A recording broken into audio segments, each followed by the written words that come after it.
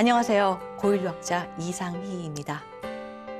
고인류학은 인간을 인간답게 만드는 것이 무엇인지 그 기원을 탐구하는 학문입니다.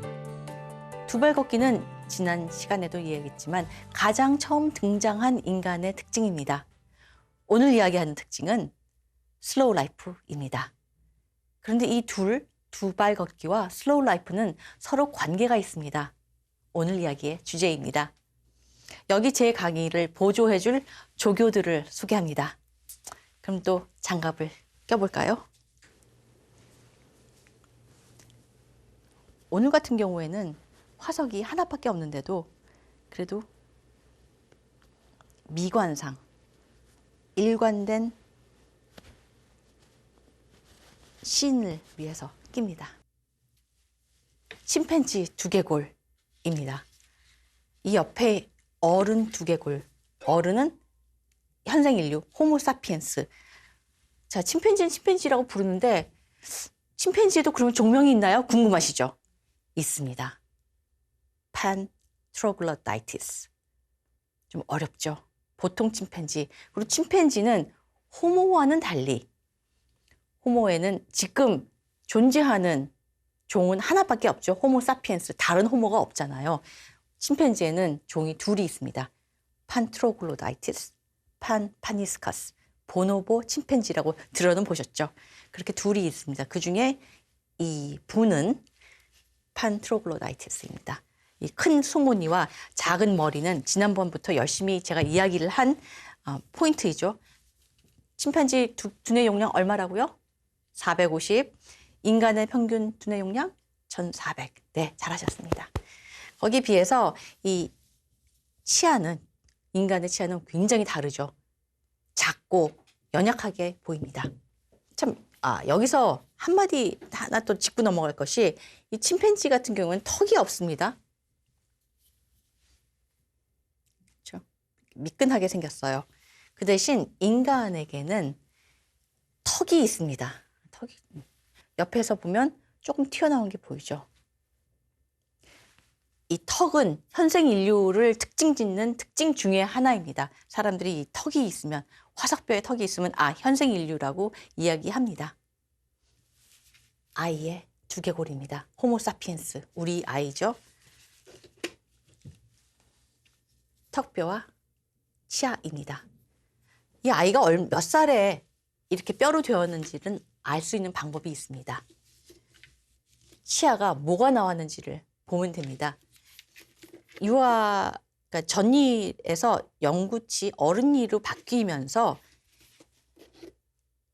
치아가 하나씩 나잖아요. 그 나는 시간이 정해져 있습니다. 이 친구 같은 경우에는 첫 번째 영구치 중에 어른이 중에 첫 번째 어금니가 나왔고 두 번째 어금니가 나왔고 세 번째 어금니는 아직 나오지 않았는데 여기에 보면은 세 번째 어금니가 생기려고 이 준비를 하고 있는 것이 보입니다. 그 얘기는 이 아이는 아이였다. 12세 정도, 이 두 번째 어금니가 다 나온 것이 12세 정도거든요. 이렇게 성장이 끝나지 않은 인골 같은 경우에는 치아의 상태를 보고 몇 살이었는지 추정할 수가 있습니다. 여기는 침팬지 골반입니다. 지난번에도 보여드렸지만 이렇게 납작하게 앞뒤가 있고 이것은 화석 고인류 골반입니다. 두발 걷기를 하는 골반은 여기가 판판하지가 않고 돌아서 왕관처럼 둥그렇게 돌아가 있습니다. 골반은 고민이 있습니다. 골반은 두발 걷기에 최적화가 되어 있어요. 두발 걷기 말씀드렸지만 한발쓰기라는 엄청난 어려움을 해결을 한 영웅이 바로 이 골반이거든요. 온몸을 바쳐서 이 넓적했던 궁둥뼈가 이렇게 돌아서 엉덩 근육을 옮겨서 몸을 지탱하고 열심히 일했어요. 그런데 인류의 진짜 특징은 뭡니까? 큰 머리잖아요. 큰 두뇌. 두발 걷기에 최적화된 골반은 넓을 수가 없습니다. 너비가 넓지 않고 이 고관절에서 중앙선으로 가는 거리가 길 수가 없기 때문에 그래요. 여기가 길면, 그러니까 골반이 넓으면 이 중앙선에서 이 고관절로 옮겨가는 게 더 길어지고 그만큼 지탱할 때 너무너무 힘이 듭니다. 그러니까 뭐 달리기 선수나 그렇죠. 달리기 선수를 보면 이렇게 몸이 호리호리 하잖아요. 골반의 너비가 좁아서 그렇습니다. 이렇게 두 발 걷기에 최적화된 골반은 여기가 좁은 골반은 큰 두뇌를 가진 아기를 낳을 수 있겠어요? 없겠어요? 없죠. 없죠. 인류의 두뇌가 눈에 띄게 증가하기 시작하는 200만 년 전부터 호모 속부터 골반에게는 고민거리가 생깁니다. 어떻게 둘발 걷기를 계속하면서 큰 두뇌를 가지고 있는 아이를 낳을 수 있을까? 이거는 아이를 낳는 사람의 문제만이 아니죠. 전 종의 문제입니다. 이거는 여자의 골반의 문제가 아니라 호모 사피엔스의 골반의 문제죠. 어떻게 문제를 해결을 했냐면 일단 덜 익혀서 내놓습니다. 그러니까 완전히 다 큰 다음에 나가려면 답이 없어요. 그러니까 좀 덜 키워서 내보냅니다. 새끼는 미숙하게 낳거나 조숙하게 낳거나 할 수 있죠. 미숙한 아기들은 대개는 이제 새 새끼들을 보면 알 수 있어요. 미숙한 아기들은 태아기가 짧고 그다음에 동기가 많습니다. 4명, 6명, 12명 같이 나오죠. 눈도 다치고 귀도 다치고 들리지 않고 보이지 않습니다. 몸에는 털이 없어요. 정말 보면 볼품 없죠. 체온 조절이 미숙해서 바들바들 떱니다. 움직이지도 못해요. 그리고 탄생한 다음에 열심히 먹고 큽니다. 조숙한 아기는 다 만들어져서 나오죠. 털로 덮여서 체온 걱정 안 해도 되죠. 길게 있습니다. 태아기가 길고 같이 태어나는 동기가 별로 많지가 않아요. 외동일 경우가 많고 쌍둥이도 있고 하지만 동기의 수는 적습니다. 감각기관이 발달돼 있어요. 나오자마자 환경이 주는 신호를 받아들일 수 있습니다. 보이고 들려요. 움직임이 발달돼 있어요. 태어나자마자 뛰는 애들도 있잖아요. 송아지가 그렇죠. 체온 조절에 능숙합니다. 그리고 다 만들어진 다음에 두뇌도 거의 다 만들어진 다음에 태어납니다. 말, 소, 영장류, 조숙한 아기들을 만들어냅니다. 인간은요? 인간은 어느 부분은 미숙해요. 인간의 아기는 어느 부분은 조숙합니다. 인간의 아기가 조숙한 부분은 예를 들면 외동밖에 없죠. 뭐 6명 같이 나오지 않잖아요. 10명 같이 나오지 않고 2명도 힘들어요. 대부분 한 명이 나옵니다. 한 번에. 그리고 태아기가 길어요. 10달 있죠. 12달 있어야 된다는 사람도 있어요. 나와서 눈과 귀가 작동합니다. 인간의 아기는 사실은 뱃속에 있을 때부터 들린다고 하죠. 엄마 소리, 아빠 소리, 다른 사람 소리를 뱃속에 있을 때부터 듣고 나와서 알아본대잖아요. 눈도 좋지는 않지만 봅니다. 이게 갓난 아기가 볼 수 있는 거리가 30cm인데 그게 이렇게 품에 안겨서 젖 먹으면서 이렇게 눈 맞추는 거리라고 합니다. 그리고 인간의 아기들은 얼굴을 좋아합니다. 그래서 갖다 놓으면 얼굴부터 만져보고 싶어 하지 뭐 다른 팔이나 발을 만지는 것보다는 얼굴을 만지고 싶어 해요. 얼굴에 집착하는 것이 인간입니다. 그리고 인간의 아이는 커요. 크게 나옵니다. 그렇지만 미숙한 부분도 있어요. 팔다리가 짧고 그리고 힘이 없습니다. 그리고 사실은 태아기가 충분하지는 않습니다. 10달이면 굉장히 긴 것 같지만 어떤 인간 태아의 성장기에서 봤을 때는 덜 익힌 상태거든요. 두뇌도 덜 컸어요. 그래서 두개골에 이 봉합선이 있잖아요. 이것이 다 열려 있습니다. 심지어는 여기가 다 열려서 숨골이라고 해서 팔딱팔딱 뛰는 게 두뇌가 뛰는 게 느껴지고 보이잖아요. 그러니까 인간의 아기는 대략 조숙한데 미숙한 부분도 있어요. 근데 그것이 굉장히 교묘하게 우리를 위해서 마치 인간을 위해서 그 콤비네이션이 만들어진 것 같은 인상을 줍니다.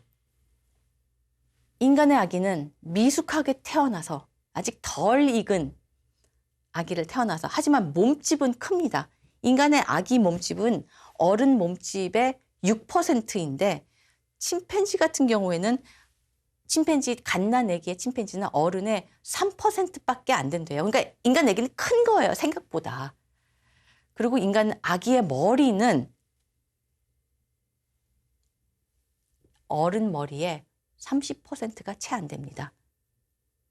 침팬지 아기의 머리는 어른 머리의 40%예요. 달리 얘기하면 침팬지 아기는 태어나서 두 배 정도, 2배 반을 더 크면 어른이 됩니다. 하지만 인간의 아기는 태어나서 3배 반을 자라야 어른 크기가 되는 거예요. 그러니까 인간의 아기는 다 커서 충분히 커서 혼자 자라날 수 있을 때 나가는 것이 아니라 골반을 빠져나갈 수 있는 최대 한까지 버텼다가 태어나는 거죠. 태어나는 아기도 힘들고 내보내는 엄마도 힘든 아주 전통적으로 유명한 그림이 있습니다. 1960년대에 슐츠가 만들어낸 그림인데요. 여기에 그 프라이드 에그처럼 보이는 것이 사실은 산도와 태어나는 아기의 머리 크기입니다. 보면 위에 세 점은 원숭이들이에요. 산도에 비해 태아의 머리는 딱 맞게, 그러니까 힘들지는 않게, 쉽지는 않지만 그렇다고 뭐 끔찍하게 힘들지는 않게 이렇게 쭉 빠져나가면 됩니다. 그 다음에 두 번째 줄에 있는 왼쪽에 있는 것은 긴팔 원숭이, 다른 원숭이처럼 이렇게 딱 맞죠. 긴팔 원숭이는 참 유인원인 거 아시죠? 긴팔 원숭이는 원숭이가 아닙니다. 긴팔 원숭이라는 이름이 있어도. 원숭이와 유인원이 어떻게 다른지 굉장히 간단합니다. 원숭이에겐 꼬리가 있습니다. 유인원에겐 꼬리가 없어요. 인간은 그래서 유인원입니다. 침팬지, 고릴라, 긴팔 원숭이, 오랑우탄 다 꼬리뼈는 있지만 꼬리는 없어요. 이 원숭이들의 꼬리는 나무에서 이렇게 나무 타기에도 도움이 될 수 있을 만큼 굉장히 중요한 꼬리거든요. 긴팔 원숭이는 유인원입니다. 그리고 침팬지 같은 경우에는 보면 태아의 머리가 그 산도에 비해 낙낙합니다. 적은 굉장히 여유 있게 아무것도 아닌 듯이 태어날 수가 있어요. 근데 인간은 태아의 머리가 산도보다 더 큽니다. 아기가 태어나는 이 공간이 아기의 머리보다 작은 거죠. 그래서 그거를 위해서 엄마의 모든 관절은 물렁물렁해져서 벌어집니다. 여기서 지금 아기를 낳아보신 분들은 굉장히 끔찍했던 기억을 되살릴 텐데요. 이런 데가 다 물렁물렁해지는 그 릴락신이라는 호르몬이 나와서 물러져서 다 벌어지게 그 사이를 나오는 것이 인간의 아기입니다. 그 다음에 나중에 다시 붙지만 옛날 같지는 않죠. 똑같이 붙지는 않습니다. 좀 덜 붙어요. 그래서 옷을 입어도 뭔가 옛날 같지가 않은 그런 상황이 되는 거죠.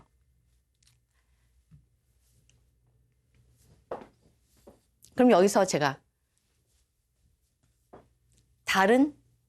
또 다른 조교를 소개하겠습니다. 우리에게 이 출산의 어려움을 몸소 보여줄 조교입니다. 원숭이 같은 경우 이렇게 네 발로 걸으니까 이렇게 있겠죠? 여기에 지금은 유인원의 아기입니다. 이렇게 있다가 돌아서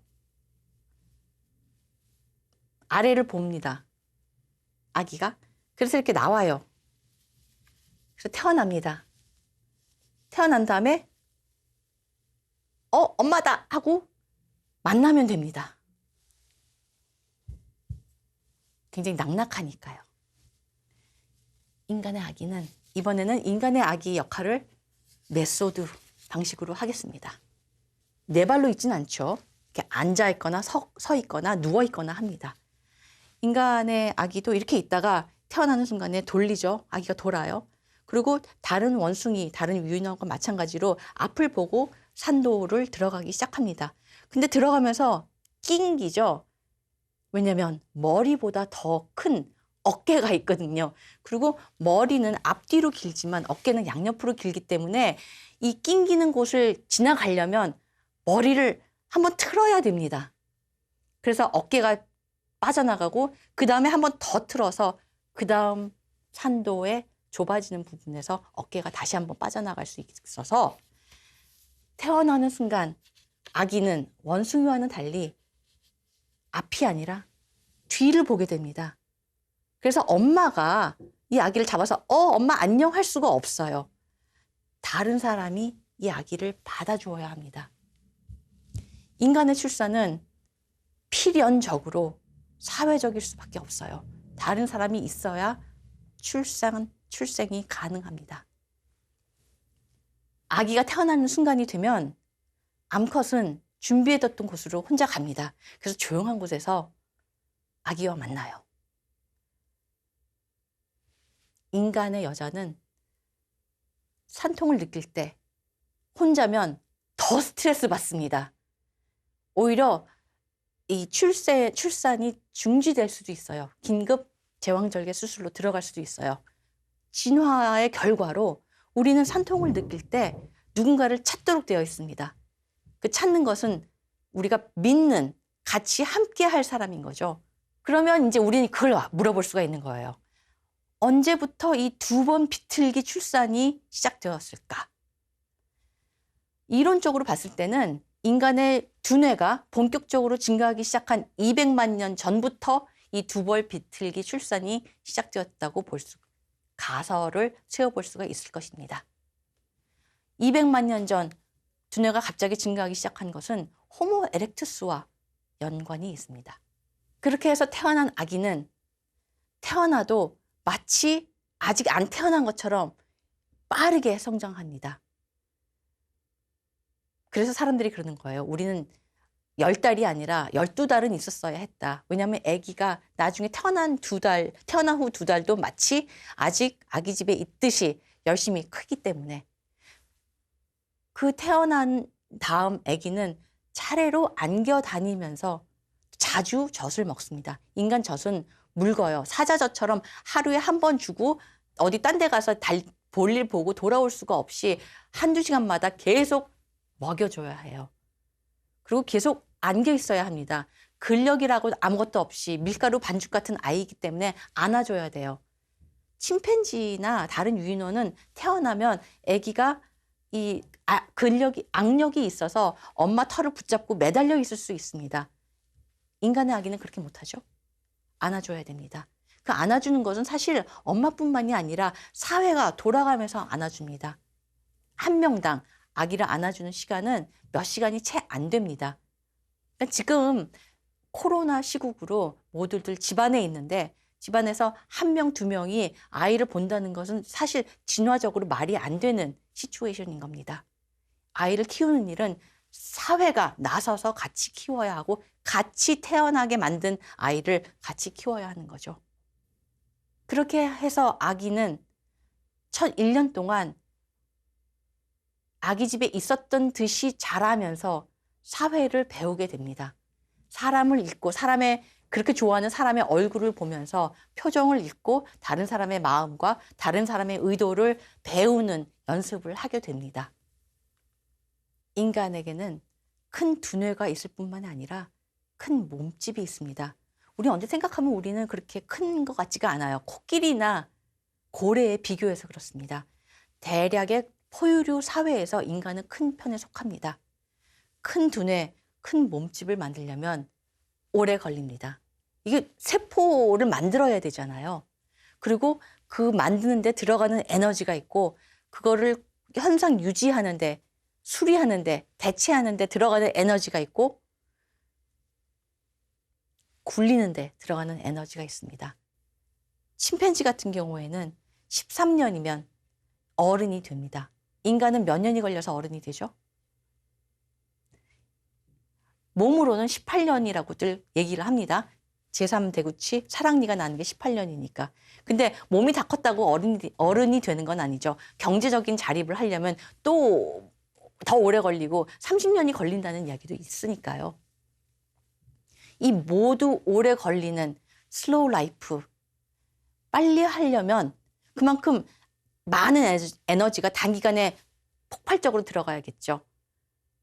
그럴 에너지는 없어요. 우리 이 큰 몸집을 그냥 굴리기만 해도 우리는 살아가는 에너지를 구하기에 벅찹니다.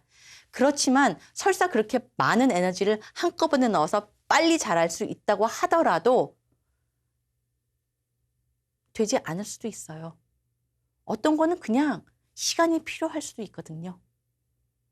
빵을 굽는데 20분 동안 구워야 한다고 치면 2배로 온도를 올려서 10분 지나면 빵이 만들어지나요? 타기만 하죠.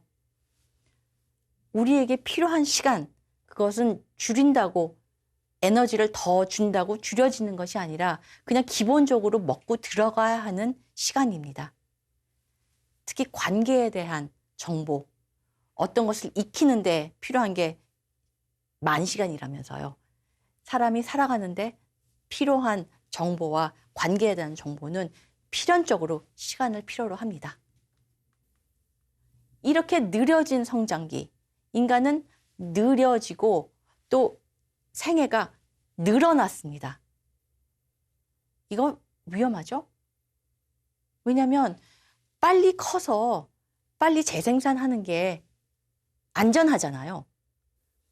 10년이면 다 커서 아기 낳고 독립하면은 안심이죠. 그럴 아이가 20년이 걸려서 아이 낳고 독립하면 그 사이에 뭐 죽을 수도 있잖아요. 진화적으로 봤을 때는 이거 느려진 성장기는 굉장히 위험한 전략입니다. 다음 세대에 유전자를 남기기 전에 죽거나 그러면 말짱 꽝이잖아요. 그런데도 인간의 성장기가 이렇게 느려지고 늘려진 데에는 뭔가 유익했기 때문에 그랬겠죠. 위험을 넘어선 유익이 무엇이었을까? 우리는 그것이 사회적인 이익이라고 생각합니다. 인간의 사회적 관계는 굉장히 특이합니다. 대부분의 동물들은 자기 혈연과 관계를 맺어요. 우리 인간은 혈연과 관계보다는 혈연이 피 한 방울 안 섞인 사람들과의 관계가 훨씬 더 많습니다. 그런 사람들에 대해서 배우고 익히고 관계를 만들어 나가는 것이 인간의 특이한 그런 사회성입니다. 그럼 인간의 생애, 늘어나고 느려진 인간의 생애, 천천히 자라서 천천히 늙는 이 인간의 생애사는 호모 에렉투스부터 시작했을까요? 제가 참가했던 연구에서는 노년층은 길어진 인간의 생애사는 에렉투스가 아니라 사피엔스부터 증가했다고 발견했습니다. 화석을 통해서 어른을 둘로 나눴어요. 젊은 어른과 늙은 어른. 그래서 젊은 어른이 2배가 되는 시점이 늙은 어른이라고 계산을 한 겁니다. 젊은 어른이 만약에 성장점을 딱 도착한 18세라면 늙은 어른은 그 다시 18세가 되는 36세부터 늙은 어른이라고 쳤습니다. 그러니까 이론적으로 봤을 때는 할머니, 할아버지가 될 수 있는 나이인 거죠. 그래서 그렇게 2배라는 방법으로 이빨이, 치아가 다른 정도를 가지고 인간의 고인류의 화석 치아를 연구를 했습니다. 그랬더니 오스트랄로피테쿠스에서 호모 에렉투스에서 네안데르탈로 점점 노년층의 비율이 증가한다는 것을 알 수 있었습니다. 그런데 네안데르탈에 비해서 후기 구석기 3만 년 전에는 폭발적으로 노년층이 증가한 거예요. 후기 구석기는 정보의 폭발적인 증가와도 연결이 되는 인간의 시기입니다. 창의 혁명이라고도 보여지는, 벽화가 만들어지고 무덤이 만들어지고 부장품이 만들어지는, 정보가 더욱더 중요해지는 그런 시기입니다. 이 정보 처리 능력은 빙하기의 예측할 수 없는 환경을 살아가는 인류에게 가장 중요한 적응 도구라고 볼 수가 있겠습니다. 2발 걷기에 최적화된 골반은 큰 머리를 가진 아이를 낳아야 했습니다. 그리고 더 이상 버틸 수 없을 때 아기는 조금 덜 자란 상태로 태어나서 사회 속에서 사회가 아기집이 되어서 계속 성장합니다. 그 결과 인류는 느리게 자라고 느리게 늙습니다. 슬로우 라이프는 인간의 특징입니다. 다음에는 슬로우 라이프를 통해서 얻은 이익, 큰 두뇌에 대해서 이야기합니다. 그럼 또 뵙겠습니다. 안녕히 계세요.